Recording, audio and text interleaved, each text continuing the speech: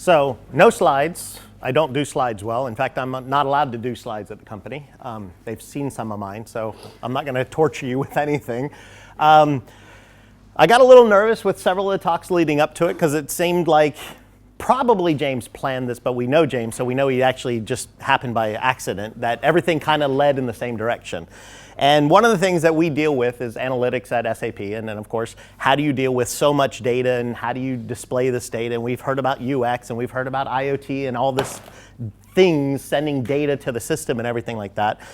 So it got to the point where we were like, okay, well, how can we actually work with this data a bit differently? When we start to think about how people are interacting, everybody's on their phone, everybody's hitting the little screens and everything like this. But then at SAP, we created something called the digital boardroom.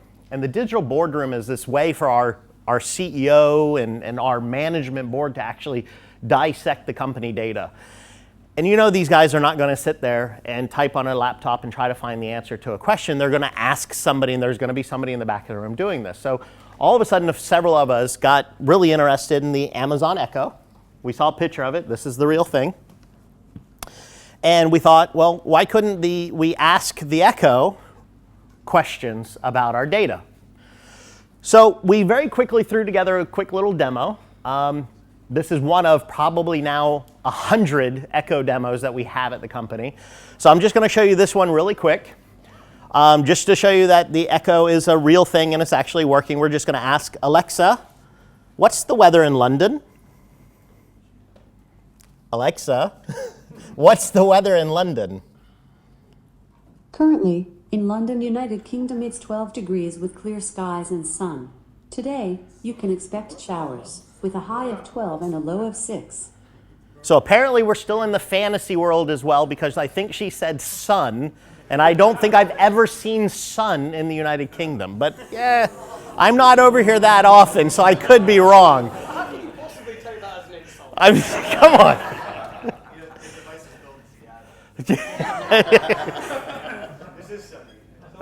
There's no sun there either, though. So, but it's just connected. I've actually got her connected to my phone hotspot, so there's a little bit of a latency. Hopefully it won't be too bad, but we're just kick it off here. Alexa, ask IoT status. Status summary. There are currently 55 active sensors and 1 temperature alerts. And of course, my browser here is disconnected. That's what happens when you wait too long. Getting temperature history. Come on. There we go. Are you still there? Let's try this again. Get status. Getting temperature history.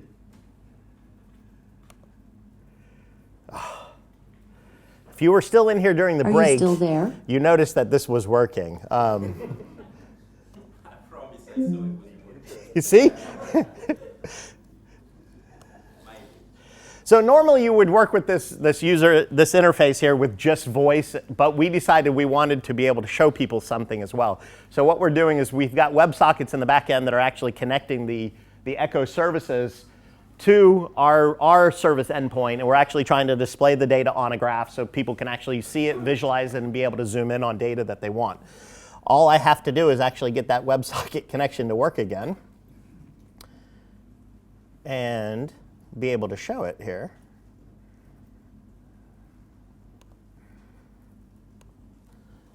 Alexa, ask IoT status. Status summary. There are currently 55 active sensors and 1 temperature alerts. What's the highest temperature? The highest temperature in this time frame is 91.12. And what's the lowest temperature? 60.52. Zoom to the US. Zooming to the US.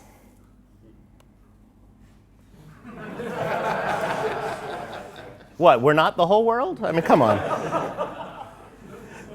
Are you still there? Zoom to Germany. Zooming to Germany. Show the history of alert number 1. Getting temperature history. Goodbye. See you later. So with just simple voice commands and a graphical interface that apparently needs a lot of work, we can actually just zoom into data, we can dissect the data, we can go into that data. And it's just a matter of how you process the speech of the people, the cadence of that speech. So if you've ever tried to work with voice input, it's always not going to be the smoothest experience, but it is getting a lot better over the years. So the biggest challenges that we have with this is how is somebody going to ask that question? You would think it's very simple. How do you ask who somebody is? But there's like 5 or 6 ways to ask who a person is. So it's a matter of understanding and relating and working with all of these terms. The Echo developers at Amazon have been really easygoing and easy and really approachable that we've been able to communicate with them and understand how the utterances and all these things work.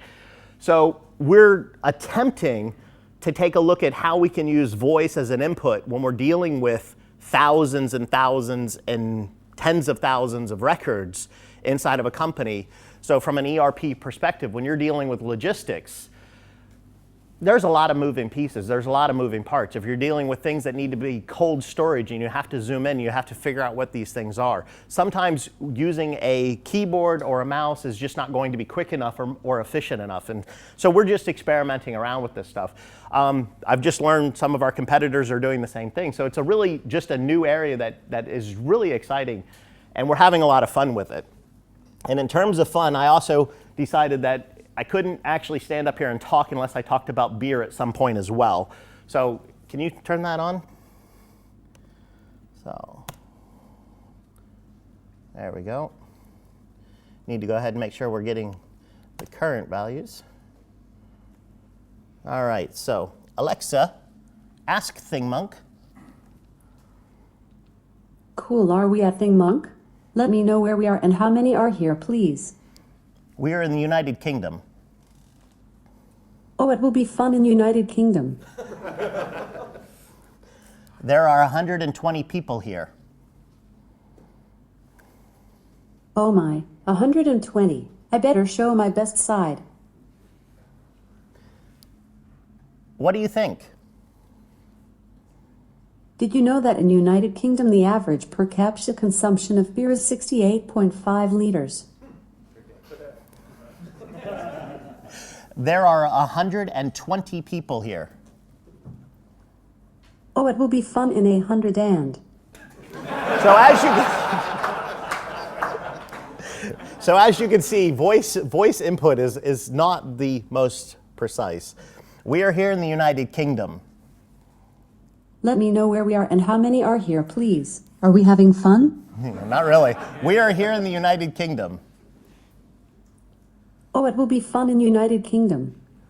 There are 100 people here. Oh my, 100. I better show my best side.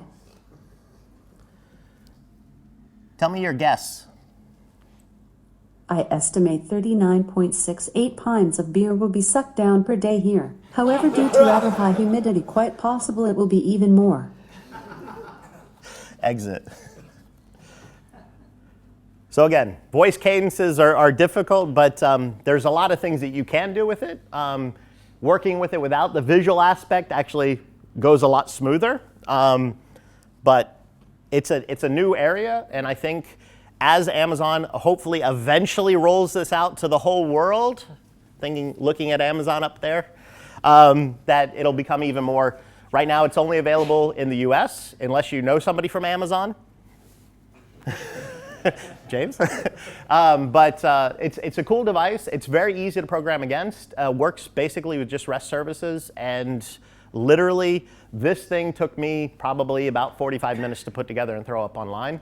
The hardest thing was figuring out what the per capita consumption of beer was for 50 or so countries. But this is a new trend inside of at least inside of the enterprise, where we're trying to find different ways to interact and engage the end user and the data that's being collected by all these IoT devices. So that's it. Thank you.